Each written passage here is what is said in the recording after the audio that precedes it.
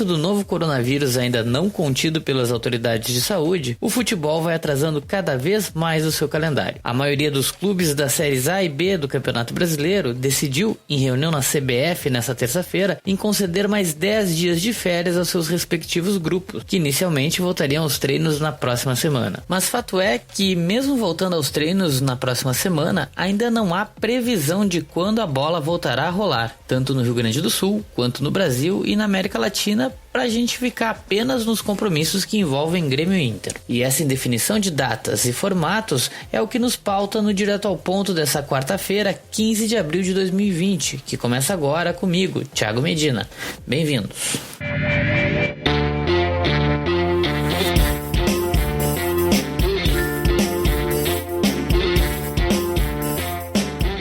Nessa quarta-feira, a reportagem do Correio do Povo, assinada pelos repórteres Fabrício Falkowski e Rafael Peruso, detalha um pouco do tamanho do imbróglio que os clubes estão envolvidos, em especial com a indefinição do retorno dos jogos e, depois disso, do calendário, que ficará cada vez mais apertado, para não dizer inviável, para a realização dos compromissos previstos. É uma questão que, dia após dia, vai se tornando cada vez mais complexa por envolver diversos fatores e agentes. O Peruso nos explica melhor aqui nesse áudio. Tudo bem, Thiago? Ouvintes do Direto ao Ponto. Bom, a gente vive um período de muita indefinição, né, em todos os sentidos. E o futebol, obviamente, ele acaba sendo afetado, né, por tudo que está acontecendo ao redor do mundo. Me parece que no atual momento a principal questão a ser definida é quando o futebol poderá ser retomado, né? Enquanto essa questão não for dirimida, qualquer planejamento ele é mera especulação, né? Somente as autoridades sanitárias vão poder dar o aval para que as competições possam retornar.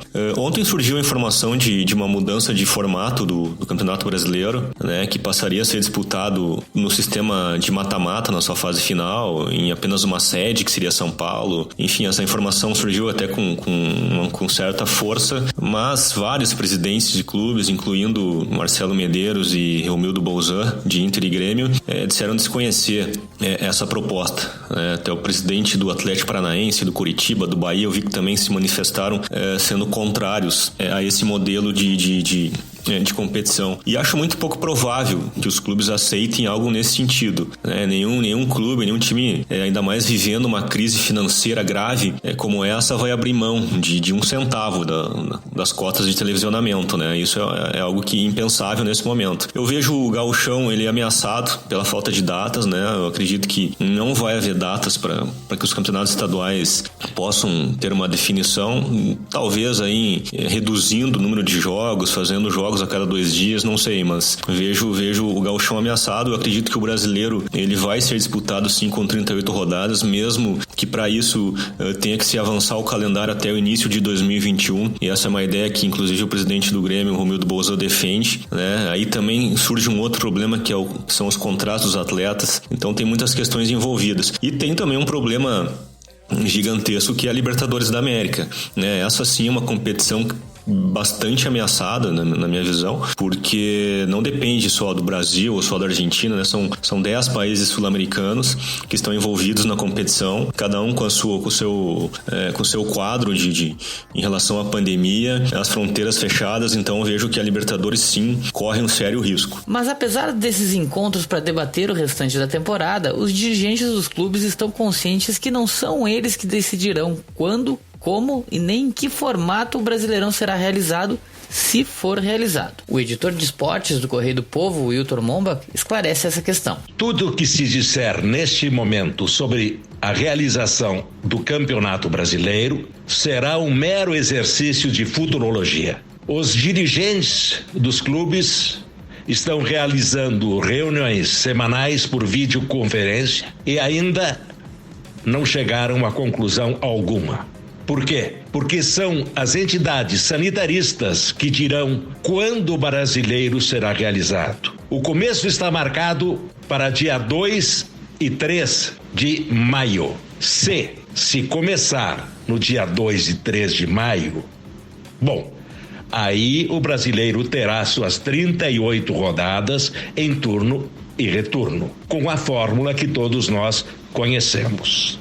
Se não começar em maio e começar em junho, julho ou agosto, bom, talvez a fórmula mude e talvez tenhamos até mata-mata. Os clubes não querem mata-mata. A CBF já insinua que poderemos ter mata-mata. Mais uma questão: será a saúde, o Ministério da Saúde, serão os sanitaristas que dirão se os jogos do Brasileiro serão realizados com portões fechados ou abertos, se serão realizados com metade do público, mantendo a distância de 2 ou 3 metros entre os torcedores, se os torcedores terão que usar máscaras.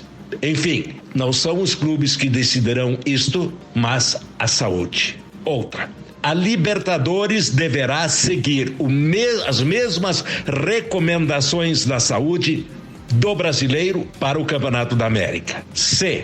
Sempre se ficar decidido jogos com portões fechados para Brasileiro, Copa do Brasil e Libertadores, os clubes que já sofrem um prejuízo danado sofrerão um verdadeiro rombo. Só no ano passado, o Flamengo faturou de bilheteria 100 milhões de reais.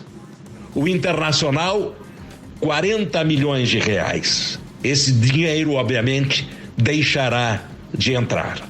Portanto, neste momento, qualquer exercício sobre o brasileiro será um exercício de futurologia. O Wilton citou a questão financeira no fim do seu áudio. A gente já falou sobre o impacto econômico da paralisação do futebol aqui no Direto ao Ponto poucos dias atrás. Vale a pena retomar a escuta para contextualização do assunto. Bem, de lá para cá, os dirigentes da dupla Grenal iniciaram conversas com os respectivos grupos de jogadores quanto a salários e pagamentos. Enquanto no Inter as negociações devem ser concluídas em até 10 dias, quando corre a próxima folha de pagamento, o Grêmio, que tem uma situação financeira melhor, não reduziu os salários, mas prorrogou o prazo de pagamento. Em meio a essa indefinição de quando a bola vai voltar a rolar, vai aí uma dica para matar a saudade do futebol. Na noite dessa quarta, pontualmente às 21 horas, a Conmebol lançará um filme sobre o Grenal da América, o primeiro clássico gaúcho disputado na Libertadores, que cá entre nós parece que foi anos atrás, mas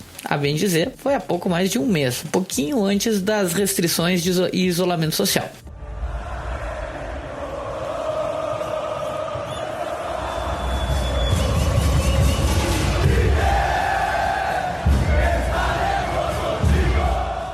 A produção pode ser conferida tanto no Facebook quanto no YouTube da entidade. Para quem não sabe os links, pode acessar no site do Correio do Povo, que a gente vai disponibilizar o conteúdo também. O Direto ao Ponto dessa quarta teve a edição de Pedro Bastos e as participações especiais de Rafael Peruso e Hilton Momba. A gente fica por aqui, até mais, um grande abraço.